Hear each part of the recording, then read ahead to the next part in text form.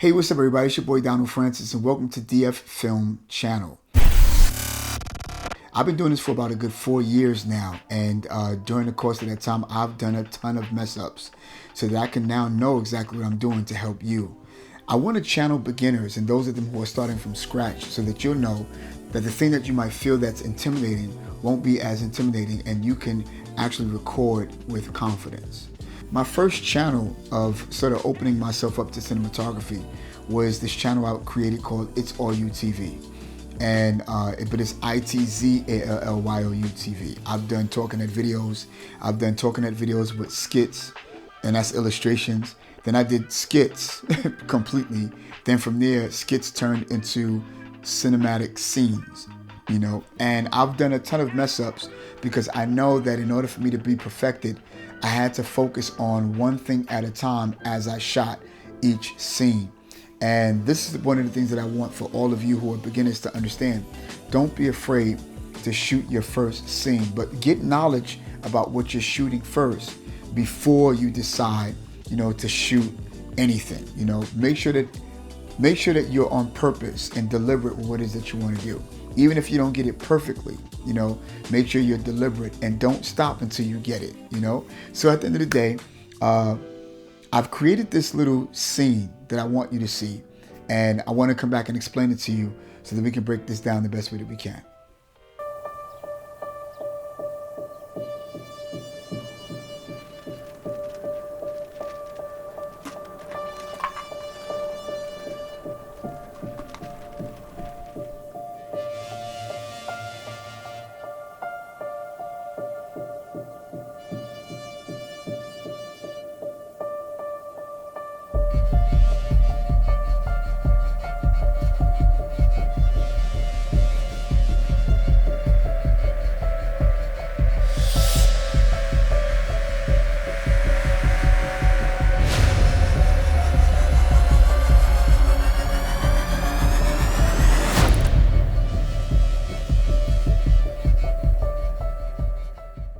So if you notice, we use nothing but static shots for this particular scene.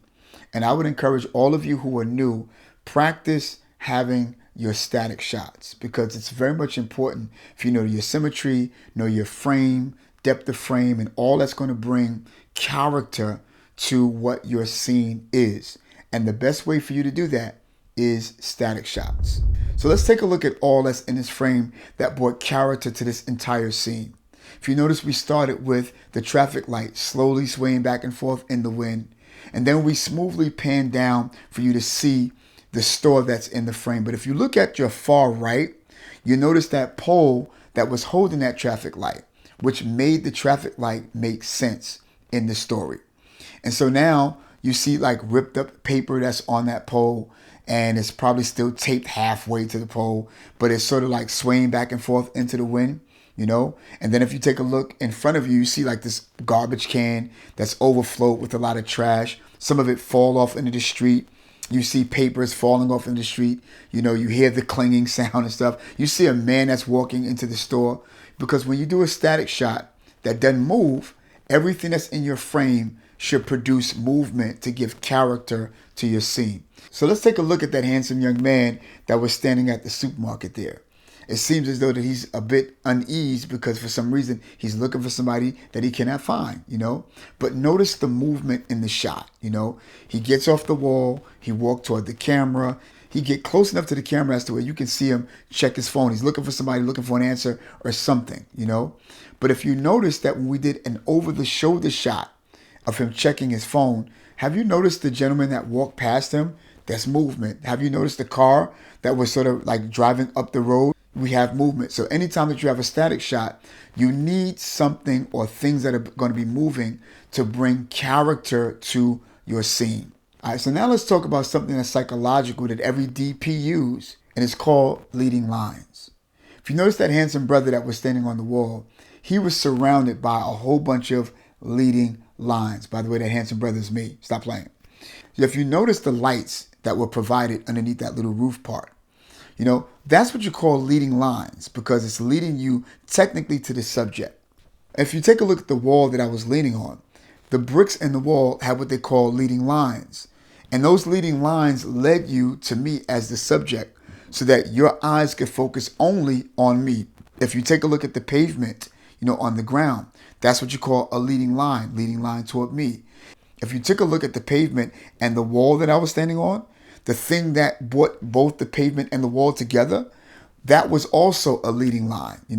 All of these are psychological, for all viewers to take a look at the subject, because you allow for the subject to stand in front of or around leading lines. So that's a psychological method that we use so that your eyes can go directly to the subject because of what we call leading lines. So the very next thing I want to talk about is shooting in low light, something people are very much afraid of, and I want you to know that as a beginner, you don't have to be afraid to shoot in low light. All of those lights that you've seen were not artificial lights. Those were all natural lights from the street.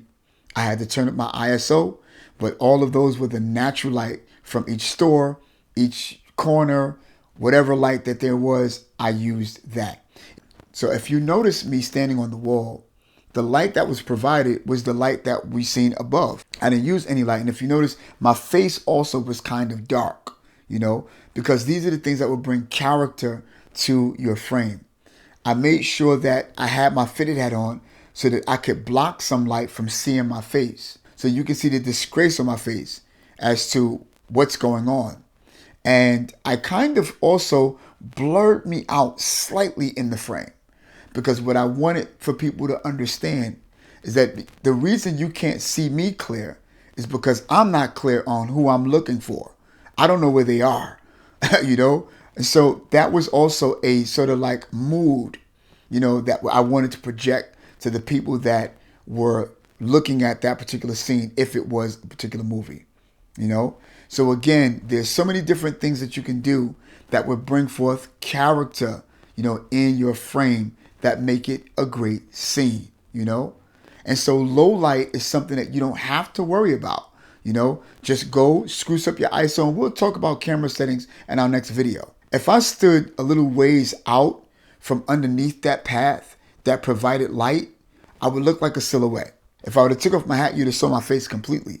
But because I wasn't going for that type of shot, I made sure I kept the brim on, So again, low light is good as long as you learn how to find the natural light and know exactly what you want to shoot. Okay, last but not least about this particular scene, I want to talk about sound design.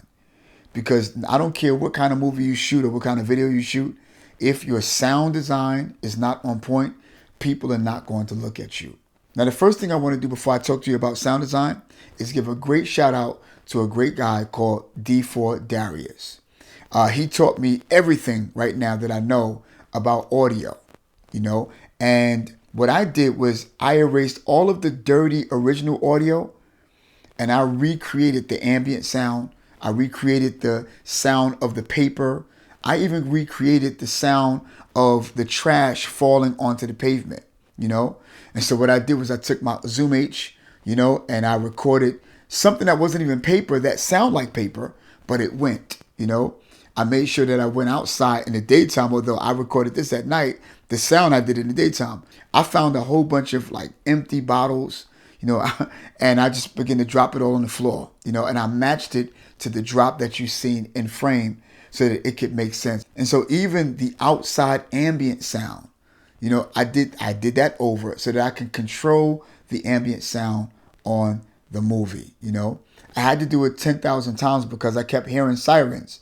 And it didn't make any sense for a siren to be in the shot when you didn't see an ambulance or a cop car, So, but these are the things I want you to know that you could do to make your movie quite well. I've seen so many people who shot cinematography and they didn't know how to use a handheld shot, or a static shot.